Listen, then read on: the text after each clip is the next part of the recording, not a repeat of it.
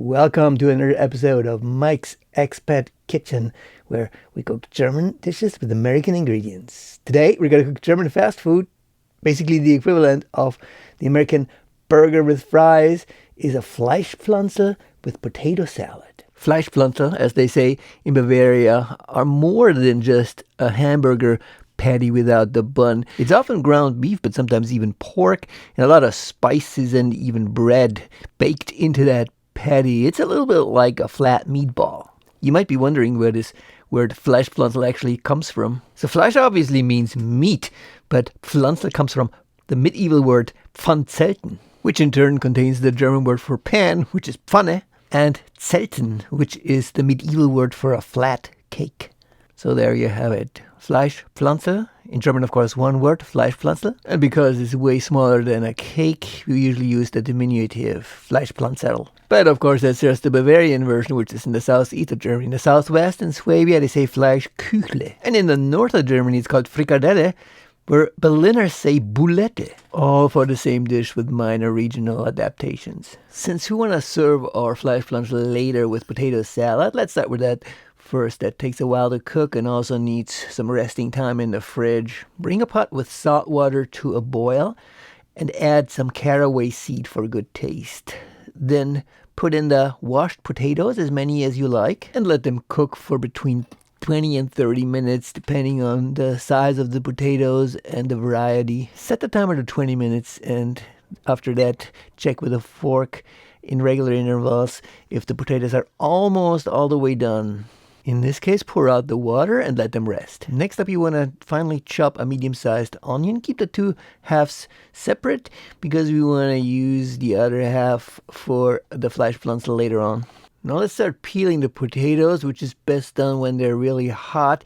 So I use a fork typically to hold it while I scrape off the peel with a knife. Cut them into bite-sized pieces and put them into a plastic bowl, 2 potatoes at a time. As soon as you have 2 down, stop right there and put a little bit of olive oil on top and also sprinkle a little bit of white wine vinegar on top. Then move on to the next batch and continue until all the potatoes are taken care of. When all is said and done, add the previously chopped onions and apply a generous portion of salt. Potatoes need a lot of salt. Then mix everything thoroughly and set it aside for 2 minutes. In the meantime, heat some chicken broth and bring it to a boil. Make absolutely sure it is boiling when you're applying it onto the potato salad. This makes sure the potatoes retain their shiny surface and firm consistency. Mix it thoroughly and let the potatoes soak up as much of the chicken broth as possible. Now, you might see that this whole thing got a little bit too soupy, so I used a strainer in order to remove the excess fluid. Finally, add a last little bit of olive oil and put in some more salt to taste. Mix it one last time and our potato salad is ready. Put it aside in a cool place and let it rest. Oh, and one more thing. I know it's not standard potato salad, but I do love cucumbers. A couple of slices in the potato salad make it extra moist and add some crunchiness to it. So if you fancy that, add those cucumber slices. Completely optional, of course, but if you do, add a little bit of salt and stir thoroughly. And finally, the moment you've all been waiting for. Let's get to the Fleischpflanzerl. We need a pound of ground beef, not too lean. 80-20 is perfect. And for the bread mass to be worked into the meat, we need 10 very thin slices of baguette. That's best when it's already a day or 2 old. To soften them up, we're going to soak the slices in milk. Knead them with your hands and then squeeze them out and cut them into very small pieces. This will make the bread filling for the Fleischpflanzerl, which makes them very moist and fluffy. A little looser than a pure beef patty. Also add 1 egg and season with salt and pepper. Also remember when we made the potato salad earlier, we left half a chopped onion. Now let's add it to the Fleischpflanzerl dough. Also add a teaspoon each of fresh chopped parsley and garlic. Half a teaspoon of majoram greatly improves the taste as well. And then we need a little bit of mustard. I would recommend using German mustard because it tastes significantly different than American and even Dijon mustard. But that's up to individual taste. Mix everything thoroughly. I use a dough hook here that I'm using for bread making, but you can also use your hands.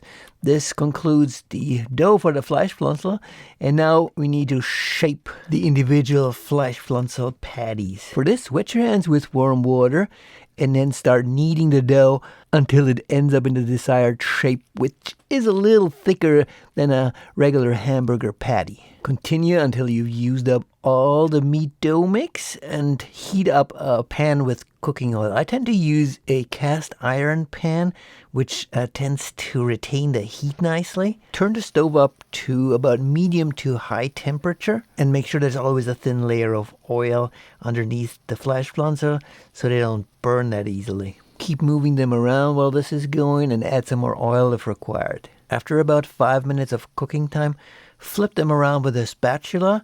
Careful there so you don't destroy the structure like I did here. And then keep cooking them for another 5 minutes. If you have one of these lids with holes in them, that's perfect because the steam can escape and the Fleischpflanzerl will remain crunchy. When they're cooked all the way through, which you can tell when there's a white liquid escaping from them, they are ready to be plated with our previously prepared potato salad. What you want to drink with this elaborate German fast food is up to you. A glass of red wine I would recommend, or a glass of beer. Guten Appetit. If you liked the video, please give it a thumbs up. And if you want to see more episodes of Mike's Expat Kitchen, please subscribe to the channel.